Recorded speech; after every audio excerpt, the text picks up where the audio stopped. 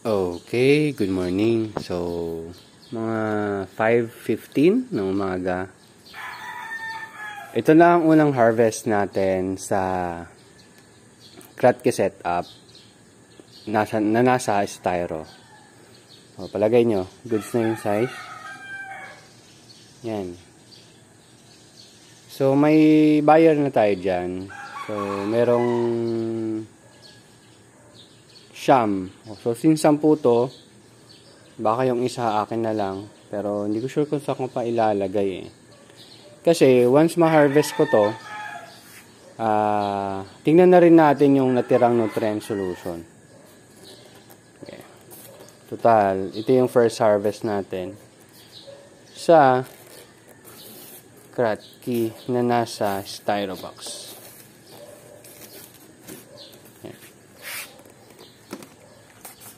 Kasi dami tayong wait lang okay, so ayan, so makikita nyo rin yung roots, so mahaba yung roots, no? Ano ba yan? Sakto ba yan? Ayun. Latag pala hanggang dun sa pinakalapag din no? Tapos in terms of nutrient solution, kalahati pa yung natira. Actually, madami pa yan. So, iti-take note natin yan. Pero kasi itong container na to, hindi naman 15 ang laman. 10 lang. Okay? So, wala pa tayong trial na puno siya. Tapos makita natin kung nasa kalahati ba talaga yung nutrient solution. So, yung gagawin ko pala, moving forward, kasi hindi ko pa na-implement sa ibang container. Para hindi tayo maglagay ng sobrang daming tubig, maglalagay tayo ng tawag dito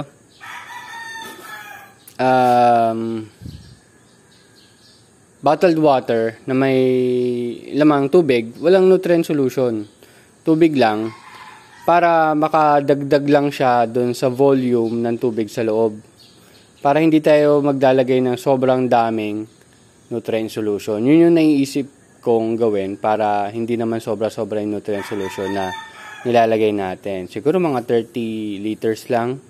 Pero titingnan natin, ha? Pero yun yung usa kong naiisip. Siguro mga 4 na 500 ml. So 2 liters yun. Para umangat lang yung tubig. Nang hindi natin kakailangan magdagdag ng nutrient solution. Para makatipid din tayo. Isa pang gagawin kong trial is i-reuse yung nutrient solution. So, sabihin natin may kalahating natira. So, dadagdagan na lang natin ng tubig. Tapos, titimplahan na lang natin.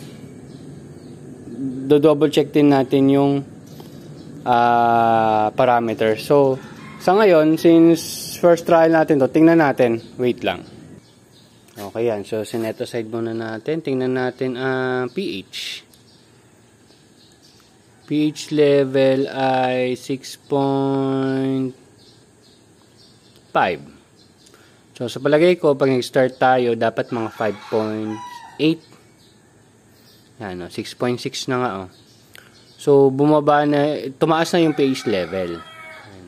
Tingnan natin yung EC. EC is 1.2670. So, bumaba siya ng... Kasi ang nilagay ko dito nasa mga 1.4 kung hindi ako nagkakamali. So, siguro, starting natin mga 1.6 palagay ko. Dapat. So, yun. I-adjust natin yun moving forward. So, iti-take note ko yun. Sana ma-take note ko nga. Anyway, yun. So, nakita nyo, bumaba yung, tumaas yung pH level and bumaba yung EC. Kasi pag naka-Kratky naman ako, hindi ko na siya binabalikan. Yun kasi yung maganda sa Kratky, hindi mo siya babalikan. Pero yun nga, tulad ng nangyayari din sa atin sa bell pepper tsaka cucumber, nagbabago talaga yung concentration ng solution tsaka yung timpla, yung pH level. Yan. Ganon din naman nangyari dito sa Kratky. So palagay ko, ganun din yung nangyayari sa iba. Ang tanong, paano natin siya i-adjust? So sa palagay ko, yung EC dapat nasa 1.5, 1.6. Tapos yung pH level nasa 5, 5.8. Yun yun yung gagawin ko moving forward. And let's see. Lalagyan din natin na note. Sana maalala ko, i-note ko nga dito sa, basta i-note ko. So anyway, ayan yung harvest natin na titimbangin ko rin sila mamaya. Pag nagtimbang ako, may konting ugat na kasama, yung pinakapuno. Pero yan, tingnan natin. Ito naman, ang problema ko dito is yung pagbunot. Kasi, tingnan natin kung mahirapan akong bunutin siya. Yan, nakukuha tayo isa. Goods. So yan, may mga namatay na dahon yan. Usually naman talaga may nakukuha akong ganyan. So pinuputol ko hanggang dito sa foam. Yan. Tapos tinitimbang ko. Yan. Pero pinipiga ko yan para wala masyadong tubig. So mahaba naman siya. Palagay ko kung nakaganyan siya. Yan o. Ay sorry. Mahaba-haba din. So lagpas din siya sa dyan. Basta lagpas siya dyan. So ayan, medyo magmamadali na ako ngayon. I-update ko lang muna kayo sa mga nangyayari dito sa ating maliit na farm. Yan. So ito wala naman. Kailangan ko na itong linisin.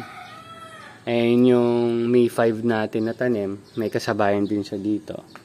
So dito, nagprune lang ako kahapon. Itong sweet basil ko, hindi masyadong maganda yung tubo. So, yung maka-harvest nating mga seeds doon, gagawa agad tayo ng panabagong set.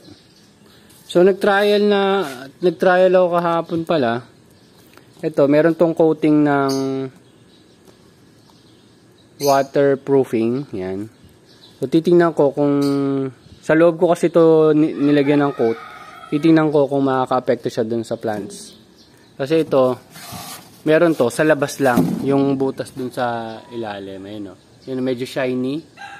Itong half part wala. Kasi ito yung nakita ko wala naman leak. Ito dun sa kabila ang may leak. So, titingnan ko kung magiging effective siya. Mamaya, trial ko dito. So, wala pa tayong nilalagay dito kasi wala pa naman tayong sobra. So, kung may mga sobra lang tayo, maglalagay tayo dyan.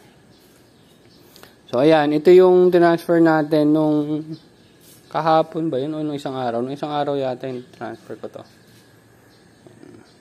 So, meron tayong hydraulic and Olmeti. Nung una nga, akala ko may leak to. Yung pala medyo hindi pantay.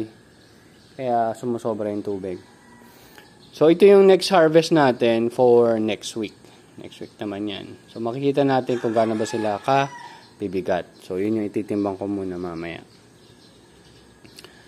So, nagkaroon din tayo ng improvement sa pagbutas ng mga styro. Papakita ko na lang sa inyo pag nandito na. Pero, sinagad natin yan. Nakasagad yan dito. Yan. Dito. Taas. So, mas malaking space nila in between. Yan. Masagad na. Kasi ngayon, kung mapapansin nyo, okay naman siya, pero medyo parang tikit-tikit. Nag-trial na rin tayo. Ito. Meron akong tanim sa baba na 36 Olmeti. Tapos meron tayong 6 dito for trial sa ganitong setup. So may konting tubig yan. Tapos nakaganyan yung setup natin. Mukhang looking good naman. Okay. So ito, ang ganda ito. Maganda tubo eh. Pag umaga talaga tayong-tayo. Oh. Tingnan natin kung hindi pa naman siya nagsiseed. Madali kasi ito mag-seed eh. Siguro pag masyado na stress. Ito, mayroong kakaibang halaman dito. Hindi natin lang kung ano yan. Pero wala na yan. So, yan. Yung mga sobra, yan. Nutrient solution. Tinatanim, dinidilig natin dyan. So, ito, yan. Oh. Ito, nakaabang na to. Kaya hindi ko yan nilagay ng hydraulic. Kasi minsan dito yung parang medyo malilim eh. So, Olmeti yung bala kong ilagay dyan. Matesting ko rin yung hydraulic dun sa location na yan. Ayan, medyo tuyo. So, kailangan ng dilig pag ganyan. Dilig-dilig lang. Yan. So, meron pa tayo dito tanim ng May 5. Ayan. Yan. So, may mga kulitis pa doon. Diba? Nakakatawa pag marami kang halaman. So, ito, tinitingnan ko lang to from time to time yung tubig, ganyan. Pero lumalaki naman sila ng ayos.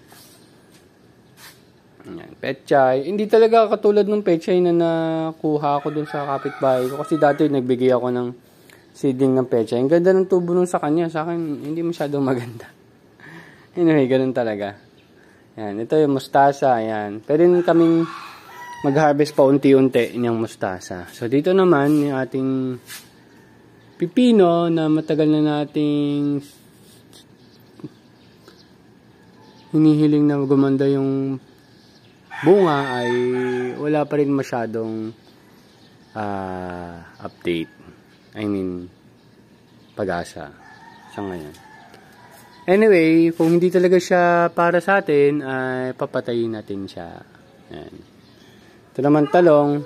Malapit na to. Basta ito, pag hindi nagtuloy, it's time para umalis na siya. Ayan. So, ang balak natin ay magdagdag tayo ng bell pepper. So, ayan. Tatanggalin na rin natin yan afterwards.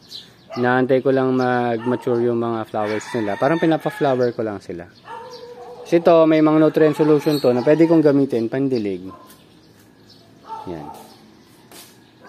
Okay, so overall, yan lang naman yung activity natin ngayon. And excited na ako i-harvest to. Then, latagan natin to mamaya. So, tatlo. So, yung naging container ko dito ng mga equipment ko, kukunin ko na. Tapos, bumili ako sa SM ng styro board. Gagawa tayo ng container ng mga equipment natin. Kasi yung styro board, gagamitin ko. Tsaka may parating pala akong 4 na styro board. Binili ko ulit kay Cedric kahapon. So, nabayaran ko na siya. Ipapadala niya na lang ngayon. Siguro umaga or kung anumang oras. Pero papadala niya. So, that's it. Thank you very much and see you next update. Bye-bye.